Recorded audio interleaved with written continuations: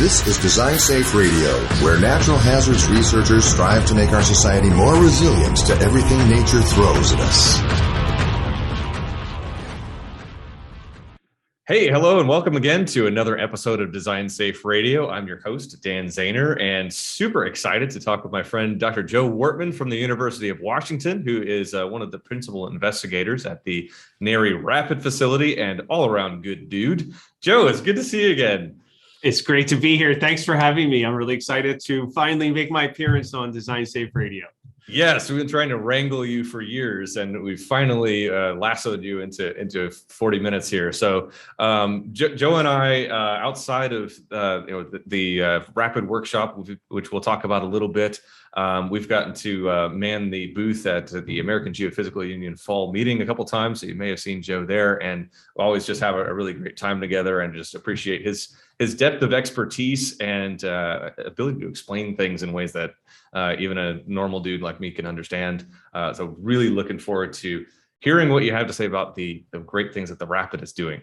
So let's start off with, what is the NHERI RAPID facility, and who does it talk about? We see these, RAPID in all caps. Like, what is that all about? So that actually is a name that we inherited from the proposal process, actually from the solicitation from the National Science Foundation, and we've stuck with it. When the first solicitation came out, there was it was noted in the contract that there would be a rapid reconnaissance facility that would be part of the NHERI network, and then that got written into our contract, and then RAPID became our name. Our formal name is the Natural Hazard and Disaster Reconnaissance Facility, and we usually put in parentheses known as the RAPID. And then, of course, within our NHERI community, everybody at this point pretty much knows just as the RAPID. So it's actually not an acronym. It's all caps because I think one thing about the RAPID is it does very much suggest the kind of mode in which we work, which is we do rapid response research investigations. We're available on very, very short notice in order to support teams who are investigating extreme events. And so I think that certainly that term RAPID conveys this. I think there is one point of confusion that I would like to clarify a bit, which is that the National Science Foundation also has a rapid research grants as a program mechanism or as a funding mechanism to enable support for collecting data in the field without going through a full panel review, because it's usually very time sensitive or urgent. And so sometimes people confuse the RAPID mechanism grant from NSF with the RAPID facility. We're actually two separate entities. We don't give RAPID grants, but we do support programs and projects that have been enabled through that NSF RAPID funding mechanism. So, Dan, I don't know if I've confused things even more, except to say that we're the Natural Hazard and Disaster Reconnaissance Facility that's otherwise more commonly known as the RAPID facility. Yeah. So I appreciate that, and I will admit that even being so close with NHERI, sometimes I even get confused with it. What kind of people, who does this, your facility, not necessarily the funding mechanism, benefit? Who do you guys primarily serve? So we principally serve the NSF research community, and specifically that community who's investigating and conducting research in the areas of natural hazards and the disaster sciences. And so I think one of the things that's unique about our facility is that, in contrast to a lot of other NSF facilities that are very disciplinary focused facilities, we're more of a problem-based facility. So we support kind of a wide range of scholars, and also practitioners as well. So we support social scientists, engineers, and natural and physical scientists and geoscientists as well. And then, of course, we do this sort of at all kind of seniority levels. We work with faculty, we work with graduate students, we work with undergraduate students on some of these, we work with postdoctoral scholars. So we really work with whoever the team is that's been composed to investigate or to collect the field data. We also work with some federal agencies as well. Again, our principal focus is really on the National Science Foundation and supporting that work. And we have plenty of work in supporting the foundation. But if we have the capacity, we can also support federal agencies on an as needed basis. Awesome. It's been really cool to see the growth of the Rapid since your inception. Was it 2018 or 2019? I can never remember when your grant in 2018, we became field operational. So our grant enabled us to build the facility over a 2-year period. And while that seems like a long time, that was really physically building the space here at the University of Washington. And in addition to doing that, hiring staff. But really the most time-consuming part was in getting community feedback on the kind of instruments that they would like to see to help support their science, and then commissioning and procuring and training on those instruments. And it was quite complex. We have over 300 instruments and over 100 unique instruments. We have some duplicates of some of those.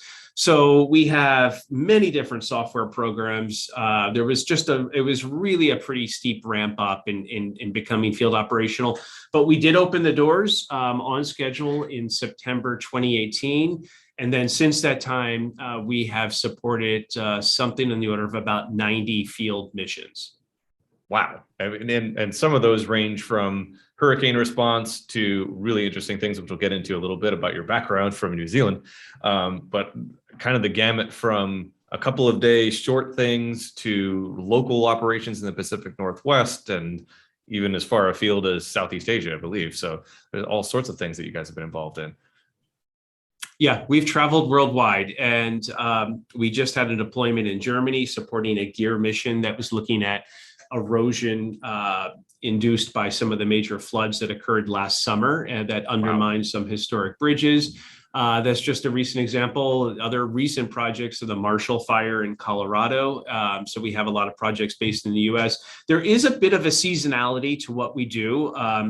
Understandably, we have a lot of focus on the southeastern United States in the kind of like mid-summer to early fall time when we see a lot of hurricanes impacting those regions, most recently Hurricane Ida, where we had a large deployment in October. And then, of course, there's other events like earthquakes that are associated with no seasonality, and that can occur, in any kind of seismically active part of the world. I would say that the thing that has really changed over the last couple of years is that we've had a growing focus and interest in wildfire and its secondary effects. And that really was not on it was certainly within the landscape when we conceived the facility, now something in the order of about 7 years ago, but it's really kind of grown quite prominent. And that one is a bit of a place-based hazard. It's, principally on the West Coast, and there is a fire season. It used to be a lot smaller, and that fire season is really striking in the way that it has expanded in time. But we'll be entering that fire season in the summer, and that will likely continue through all of the fall. Yeah. So you talked about the conception of the Rapid, up to 7 years ago, and we've been active since 2018. What are some of your goals, either continuing or new goals for the next few years? So with the renewal grant that we received now just about perhaps about a year ago or so, we have we've one thing is we've modified our mission just slightly. We've modified the mission so that we now focus on enabling transformative research by providing investigators with the instrumentation, software, and support services that they need to collect, to process, and to analyze perishable data from natural hazard events and from disasters as well. So what's new in that mission statement is the transformative research aspect. And really, in thinking back to the first perhaps 50 missions that we helped support, we kind of really stepped back and we were preparing the renewal proposal, said, what can we do better here? How can we better support transformative science, which is really the focus of NSF? And we decided that the best way of doing that was to have more of an emphasis on post-processing and offering users additional support when they get back to the field.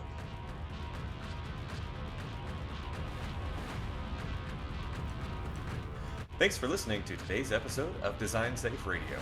This show is sponsored by the National Science Foundation, grant number 2129782. You can subscribe to Design Safe Radio on iTunes, Stitcher, or wherever you find your podcasts. Please leave us a review so that we can improve the show and also help others find our episodes in iTunes. Thanks for your feedback and support. We really appreciate it.